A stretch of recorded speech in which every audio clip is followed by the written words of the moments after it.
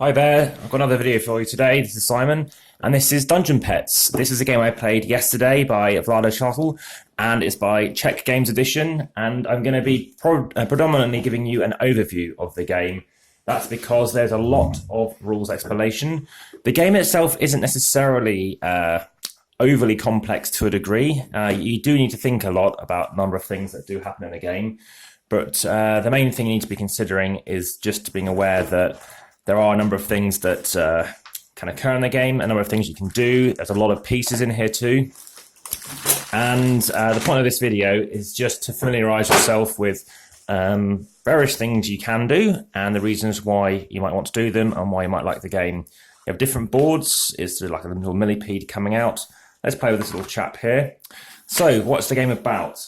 So we are looking to look after some pets in a dungeon. This is a follow-up game. This game came out in 2011 to a game called Dungeon Lords, also by the same designer, in 2009. And you're going to need, on your turn, a player board. I was going to grab a different one to the one I had yesterday. You're going to need a little board here that we're going to use as well. And this is a worker placement game. So we have one board, one person. We're going to need some food, which is here. We're going to have some cages to keep our monsters happy in. Because what we're wanting to do is feed them. We're looking to make sure maybe we play with them, make sure they don't get too angry, maybe make sure that there's enough magic to look after them. We also need to look into potentially selling them, and also, prior to selling them, exhibiting them. So what do I have here? I have certain character pieces. This is if you're playing green and yellow. So I'm going to pop them away just to see. It comes with bags, and you're going to be wanting to keep 2 of them in one bag. The little chaps that I'm picking up, these are called imps. These are the people that are basically helping you. They're your workers. As I mentioned, it's a worker placement game. A bit of a bidding in it as well. There's some push your luck. And what you're looking to do is try and get the most points ultimately. And you get points by doing various displays, by doing better abilities at being able to sell, mitigating, not doing anything nasty. The things I'm getting out here, these are mutation points. This is the first player marker as well. And let me just chuck out some other bits back in the box. If you happen to get this game, you're going to have some stickers that look very much like, as a lizard, but very much like Yoda. So you're going to put them on these little wooden tokens. You're going to have our monsters, and what you're going to do is set them up. So one will be enough to show you, but what you have here, there's a name of the monster in the rulebook, so I'll tell you what thing's called. You're going to start it off in its kind of infancy, and as an example, it'll be something like this, and this is going to be cards that you're going to get given, which I'll come on to. And it's a vegetarian. As you can see, it's got a leaf. This is what it eats. Other ones will be different. And just be careful, as I'll come back to explain later, these can get knocked. So that happens there. Here is some food. I'll be laying out food in a moment. Need this board as well. So this is just, there's a double-sided board. So it depends on how you're playing it. But in this instance, we're going to play, let's play this side up for the time being. Can't recall the differences between the two, and we're going to pop the exhibition up there for the time being. So we have food. Where does food go? Food goes up in the corner. So what you do is you chuck out the food. You chuck out food over here. Now, I won't put out basically the amount of food that we need initially, but as an example, food will go there for meat. You're going to put vegetarian stuff there, and you're going to put on a bit of meat and a bit of vegetables there. What happens is people can be going to these spaces, and going to those spaces allows you to gain the food that is present there. That's determined by a number of rounds. It's a 5-round game, and in terms of duration, it says 90 minutes on the game, but realistically, it's 3+ hours, especially for your first game. As of 4, with 3 new players, it took just over 3.5 hours, including explanation, setting up, and packing away.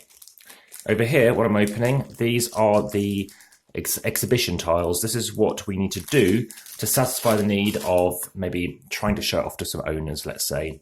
So you don't know what they are, so you sort of shuffle them and place them here, and then they get revealed a bit later on. But we'll get to know them ahead of time. This is poo. Everyone starts off with some manure. and you put your manure on your board. So here's my board here, and I put some manure. To be honest, the rest of that doesn't have to be visible, so we'll just plop that away. That isn't manure, that is despair. That's manure. So this goes on the board. I'm then going to bring everything forward a bit, because this is where we're placing people. Okay, so we need some cards out, and we need some gold. So gold is a currency that you can use to increase the amount of workers you're placing somewhere. That comes onto the bidding elements. So just chuck out a few gold pieces. Imagine they're all going to be there, and they're on this tile, just in this position. Okay, so in terms of just about the designer, just whilst I'm setting up, he's also done Through the Ages. He's done a new history of Through the Ages, Galaxy Trucker, Code Names, That's a Question. He's done a big variety of games. I think Factory Fun and Factory Fun. And yeah, Mage Knight as well, if you've already seen that video. If you haven't, just search Amass Games and Mage Knight. These are different cards, lovely rainbow effect here. These are cards which we can use if you happen to do a special ability. And these are the main parts of the deck. So we have red cards, we have yellow cards, and I'll turn them over in a second and show you what we have. They're simply green. Now, I'm going to say, I haven't checked the rules, I'm going to say these are the skin types or the traits on your monster, the pet that you're getting. So you're going to have a board like this, and this is going to tell us what we're going to be doing. So firstly, we can see what monsters are available. So as an example, we've got in, say, a 4-player game, you're going to have 3 monsters down here and 1 up here. The top row, they're older, they've been there longer. So what happens now is it twists slightly. So in this instance, you twist it 2 positions, 1, 2. Now, if you happen to sell it, it moves up again 1 position and you get 2 coins. So in this instance, those cards will be picked up, which I'll explain cards. That's the main part of the game, in my opinion. It's about what cards you get and what you can do with them. So let's chuck out, oh, that's the guide yesterday, Baby Golem. Got this chap here. And I'm just leaving them on their respective positions, but I think it would be better if we start them in this instance like this. So they're very young at this moment in time. In the game, like I said, to get the most victory points. So this is round 1, and we're starting in round 1. I'm sure there's a token for round 1 here. Let's use this. And when we get to round 2, we need to be performing this trick here. So what we can do is we need to be meeting some magic requirements, ideally putting out some magic cards, which I'll explain. Then on round 2, we'll be moving across, so this will get cleared off at the beginning of the next round. One of those will go down, and etc. So in this round, we have 2 food available. We have 1 of those each, basically, and 2 meat. These are the things that these monsters could be eating. So we could be going to those squares. I'll explain why you want to go there in a moment. But in this instance, if you have this pet here, and this pet is in your cage, we currently have a cage of 1. It can hold an anger strength position of 1, and it can hold a magic strength of 1. More angry, and you're going to suffer. More magic, and you're also going to suffer with some damaging effects of mutations. 2 mutations, and I don't think you can even sell your monster anymore. So we have 1 manure already in play.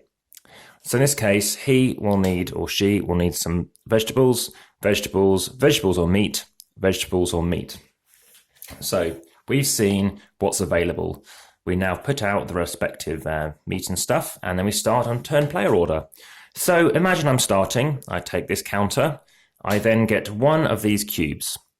So this is basically that wild card I mentioned. So that goes, say, on my board, and player 2 gets 1, player 3 gets 2, player 4 gets 2. After round's finished, we're going to move this across, so then if I'm going to be 4th after that, I'll get 2 cubes. This is important when I get on to how we decide stuff. So, as we've seen, we've put out the respective bits. Now we're going to look into placing stuff on our boards. So if I move this out the way, we've now got our boards. So we're going to start off with our imps. So in this instance, I'm blue, so I'm opening the bag which contains the blue guys. And I'm going to be putting out all of my imps. So I think most of them are in here. So imps will go firstly up on here. So there's going to be 4 out. And I'll explain why they're up there in a moment. dropped a red imp. So for the way of the game, I might be a 1 imp short before I then have to collect it. So you have some imps there. You can have imps on your board. We'll take everything out, I think. You're also going to be chucking out your tokens. So we're going to have a token here based on down here. So we are on 0 when we're trying to do tricks and impress people, and 0 on the round marker, which is here. So what we're doing is we're thinking, where do we want to place our imps out? Now, like I said, it's that bidding. So I could choose to place 1, 1, 1, 1, 1, and 1. When it gets to a resolution, so basically you fold this back a bit and it stays in place, then nobody can see what everyone else has. So then we reveal. So then this gets revealed, and I say, look, I'm bidding a strength of 1 or 1 imp. I've also, remember, got my my gold token that I could use here. So let's say I've got a strength of 2. Everyone else reveals, and someone's got 3, 4, and 5. Whoever has 5 gets first pick on where they want to go. They could go here and get a monster, which they put in their cavern, which is this board off to the right-hand side. You could be choosing to place them somewhere else. So you could choose to be placing them, let's say, down here, which allows you to get more cage pieces. So more cage pieces strengthen this. So in this case, you can actually hold a more angry monster. I'll explain how their feelings are in a moment. So that's where you can go there. You could also go somewhere else. So in this case, you need 2 imps. So you do need 2 anyway. So you'd have to have a minimum of 2. So this person would do it anyway. So they've got 5. So they put all 5 on this location. They've wasted 3 to a degree, but at least they've guaranteed to get there, because you have no idea what everyone else is doing. So somebody else puts 2 here, or they've got their 4, so they bid somewhere else. So you're bidding. So they have minimum requirements of an imp and a gold, etc. So in turn order, people are placing stuff out. In a 4-player game, there's only a certain amount of spots. So 1, 2, 3, 4, 5, 6, 7, 8, 9, 10. I think there's 11, 12, 13, 14, 15. So about 15 spaces you can go. So there's only 24 potential options to go for. As you can see, you want to start clumping. So actually, that might be better. I'll explain why you might not want to put anyone here as well in a moment. So now I'm at 3. So imagine anyone else had put out 3. Because I started first, I win the tie. So I don't have to bid as high. So now I can choose where to go. So if I went here, I'd get these 2 vegetables and I put them in my vegetable space. If I went here, they go into my meat. If I put them here, I put 1 meat and 1 veg, or 1 veg, 1 meat. I could go here and do tricks. So for the next round, which you wouldn't do in this round, in future rounds, you're going to try and do some tricks, which means playing down certain cards, and whatever you get, you'll get a few more victory points or positions up the track. And suddenly what happens is, if you're the furthest up the track, you're going to get victory points 8, 6, 4, and 2. So you can get points that way as well. Lots of points in this game. Another place you can go is over here. So I just need to open up that pack, these things here. So there'll be 2 things randomly chucked out. This lets you shovel out manure. Manure is bad, which I'll explain. But this allows you to basically have a very long handle, and it lets you get under a monster and take out the poo. You normally can't touch manure if there is a monster in a cage. You'll have to get another cage to put them in and then clean that cage out. Other things here includes this chap here. He gives you, I think, 4 points instead of 2 when you sell. I can't recall the details of this one, but he's a bit more powerful. I think you get 2 more minions. You get an additional yellow and green card. So I think card's very important. I'll explain that last. You've got a fridge. So now you can keep something in the fridge so it never expires. At the end of the round, you move your meat across, and suddenly after that, it's going to go. So vegetables last a bit longer. You've got this, which lets you discard up to 3 cards and draw 3 of those same type. So it's push your luck, because you can't actually improve your hand first.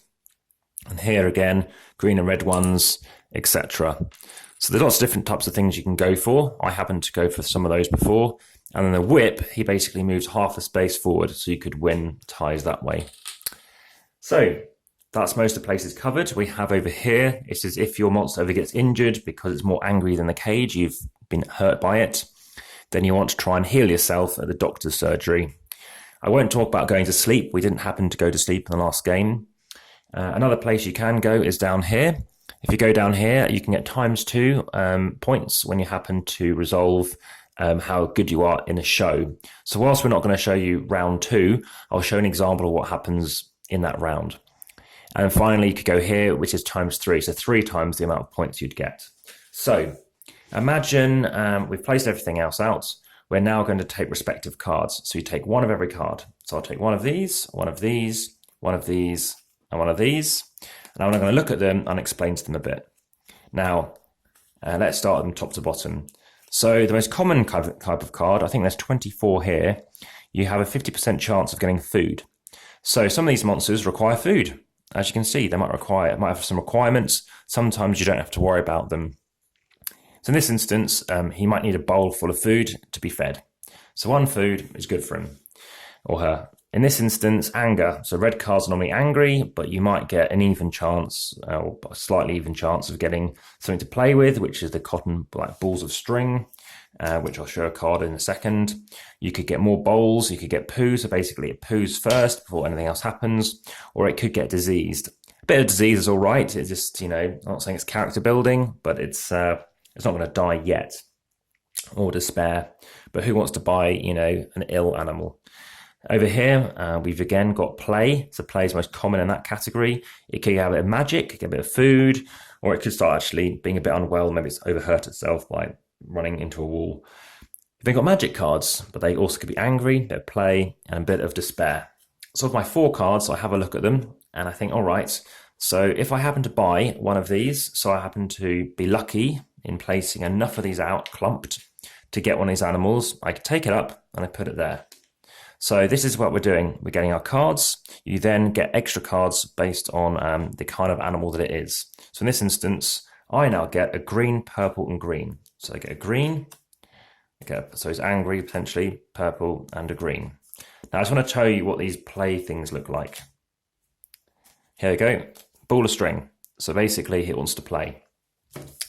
Now I mentioned not sometimes placing out all your workers. You can keep one back and not place it. You could always get an extra coin that way. Additionally, you can place it down here, and that means he can play with your animal. So you need to have an imp going to be set in. And if it plays with your animal, it can play in your space and in another cell next to it. So that's that underway. And let's see what we need to do. So I need to meet its requirement. Its requirement is as follows: green, purple, and green. So I look and I see, can I meet a green, purple, and green? Well, I've got a purple card here. I've got another purple card, so let's just keep it down to those options. And green cards, I've got 3 green cards, so what's best? So let's have a look. Well, it's not too bad, but an extra poo might not be any good. Let's start talking then about when I'm talking about these cards. So I need to feed it. I need to give it, its requirements are 2 green cards and a purple card. So in this case, if I give it food, it's fine. I just need to feed it something. So I need to give it one of my food, maybe because I did go here. So I went here, I can give him one of my food. So I've still got some food left. It's just going to age in the next round. That's fine. That's a good card to play. If I play this card, though, instead as one of the green cards, he can take a poo. So I take an extra poo card. What happens there? Well, an extra poo card, at the minute, it's all right. So loss of poo is fine. I can deal with that later. The downside is you never know what cards you're going to get next, and you could be stuck with some bad cards in your hand.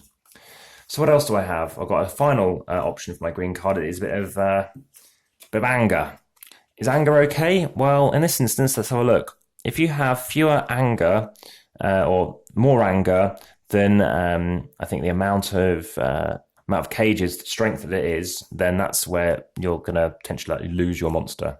So in this instance, it's fine because it can hold it. It's got an anger ability of 1. We have an anger ability of 1. Ignore any sides with the double images. That's for the full variant of the game. So that's fine. He can handle that. And we're holding this poo back because, well, in this instance, we have no need for it, and I don't want it to start accumulating poo just yet. So what else do we have? We have a purple to be played. We either go for some sickness. So sickness isn't good because sickness plus the amount of cubes, well, it would have taken an extra one with this one, so we definitely don't want to. You start getting despair. So 2 or fewer despair plus the cubes. So in this case, we're at 2 if I played that, is absolutely fine. But with 3, You get 1 plus the amount of despair that you're over. So 3 would give you an extra 2 despair cubes. Despair cubes are these black ones in here, not the brown ones. So that's bad. It can start giving you negative abilities. And at the end of the game, negative points as well. So watch out for that. 1 despair again is fine. Even 2 is fine as long as you've got no poo. But we're going to have to deal with that another time, that poo, because it's stuck there. So we skip the despair, or actually we can risk it. The alternative is we play the magic. We have an anti-magic ability of 1. So we have a slightly magical animal, and this stops it from doing something nasty. So in that case, we could play that, and we've met the requirement. We play 2 green and a purple. You place everything face down. Then when everyone's ready, we reveal. The reason you do it face down initially is because everyone else could be trying to do better than you at this requirement. So imagine this was round 2. If I just bring this down a bit more, you can see that up here, if this was round 2, you're going to score 1 point for every magic it had, because we're trying to think of it like crufts. So for dogs, we're trying to show off our animals. We're trying to make people go, oh, that's a really cute animal. So what I could do is play 1 sickness, because actually it doesn't affect me. 1 poo and 1 sickness is fine, and then I'm improving my hand for the second round, where I'm going to do very well with some magic. Additionally, for the next round, we're going to have different requirements coming out down here. So we're going to see different amount of food. So in this instance, I might not want to go for more vegetarian monsters because I might struggle. So that's an option. Additionally, we'll be able to start seeing what's coming up in 3 and what's going to start coming up to sell. So to sell, you'll get points. So I'll explain selling now. Even though we're not selling in this round, we can start selling monsters. If we happen to have in our hand a card that's got a play, so we might have, again, let's say this monster at the end of the skipped again then, we move 1 position or 2 positions, 2 arrows, we suddenly get different requirements. So suddenly it's got a bit of a yellow patch of skin or something. So when you draw your cards, you're drawing an extra card. It's got a yellow card. But imagine we had that ball, which, please come up. Maybe they haven't been shuffled. Here we go. So we have a ball of string. Is that good? Well, we want it to have a ball of string, because if we can actually sell it and it's been playing with a ball of string, it's got a little bit of anger. Maybe people want a bit of, a protective, security dungeon pet, and some magic. So we've got some string, we've got some magic, and we've got that. So that is meeting our requirements, because our requirement is green, yellow, purple, and another green. We've got 3 cards in play. And suddenly, if I move this all up again a bit, we have another thing. We need to play another green card. So we could have it feeding. Okay, so in that instance, we've met the requirement, and we're going to get some points for selling. We're going to get 1, 2, 3 points up here, minus any poo and despair. We didn't take any despair, or we haven't so far, and there's no poo out in play as well. So in this instance, it's not too bad a thing to go for. And if we're ahead of somebody else, that's better. But that is this. That's this. So look, blue and white, blue and white. This is selling. Selling is up this track. We'd get 3 points for selling. But if I happen to be over here, which is the ×3 as I mentioned, you get 9 points. If I happen to be somewhere else, you'd get ×6 if I got the ×2. So you want to consider this. The downside is the randomization of trying to have there's certain requirements here working with these ones, because it's completely random, and you might end up being completely opposite. Do you get negative points for anger? This time you want lots of anger.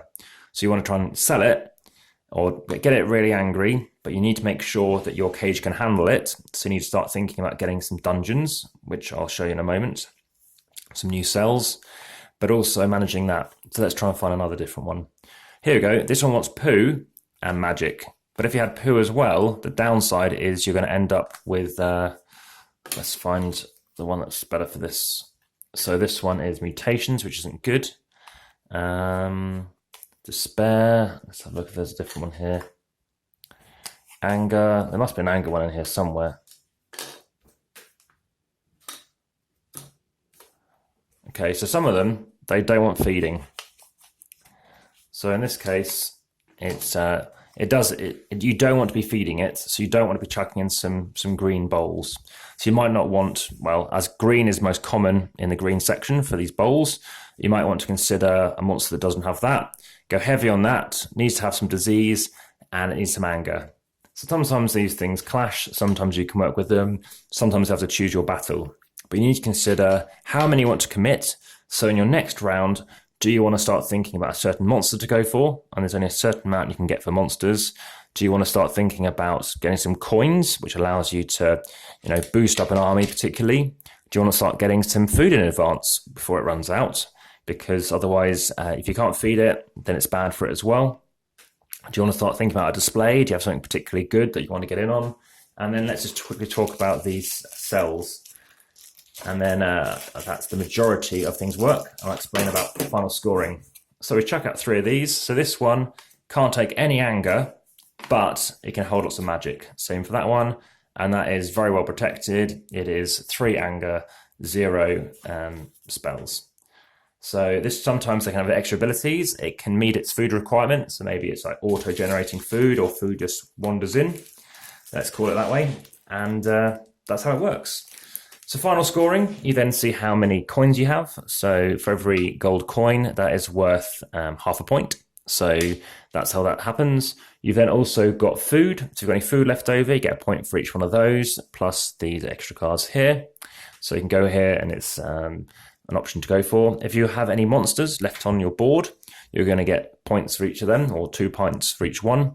Additionally, if you've got any cages, so I had like 3 points for cages, and any upgrades such as these strengthening things, which I didn't go for, which I think was a mistake, and minus points for any despair, any manure, and any mutations.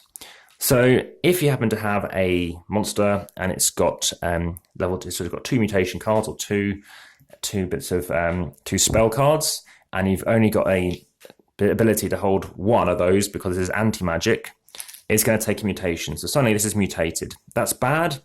People don't want to buy a mutated animal. So that's what you have to deal with, and it's something you need to consider when you choose your cards. So it is tricky. You do need to think ahead. You need to start thinking what particular cards are going to work well together. Look at your hand. Are they going to work with each other? Do you want to start getting these things which could help mitigate that? That's what I went for, and actually came last. 2 people who did very well. 1 person went for loads of animals, and 1 person went for trying to do well on these tracks here. So there's different ways of playing the game, and that's a very brief overview as to the game. It covered off, I think, the majority of things. It's just this is just letting you have a bit of a view as to whether or not this is the kind of game for you. But the best thing about it is the fact that you do have the interaction about where you want to go, realizing you do need to commit quite a bit to ensure you do get some points on the board. A score, you'll go around the whole track. The person who won yesterday had about 70 almost, and someone similar, I think, about 57.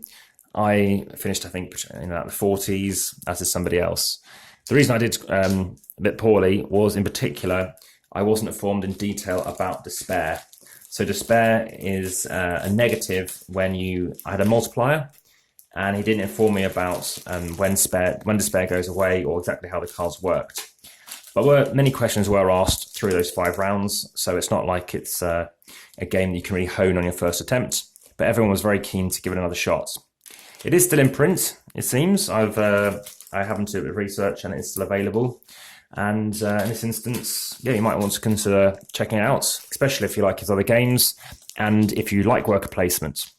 So other games I was going to say it's like Viticulture, I immediately thought of, and that is because it's worker placement for a start, but also having those cards, and that's not exactly a negative to a massive extent, but something that has lowered my rating of Viticulture is the fact that sometimes you can end up with grapes, which you can't really do anything with them, and trying to thin that hand and improve them isn't always particularly viable. So you've got to wait and see what you have, and play the worst of 2 cards potentially, or just play something and get it over and done with. But aside from that, these dials I find really tricky. They do move very easily, and when I say accidental, if I tried to accidentally do it now, it probably wouldn't, of course. But it's something to bear in mind. Duration, I think it is overly long. I don't think it needs to be such a duration. It's a 5-round game, and yes, I think you can get that down. I think you probably could get it down to under 2 hours, and it does have quite a following in terms of people who have played this game. It's someone's played this more than 100 times. Apparently one person questioning has played it 10 times in one day this month, but isn't in the sort of top 10 page list of most plays on this particular game.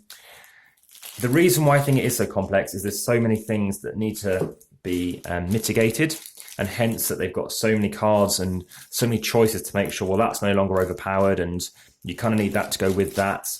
So there are many good choices in this game, and I think sometimes when he does correct them, he doesn't then choose to then streamline. He chooses to go with, well, actually, that is a valid thing to do for someone to go and do and play with. The downside is then suddenly that does amplify the duration, the complexity, or at least the amount of explanations that needed.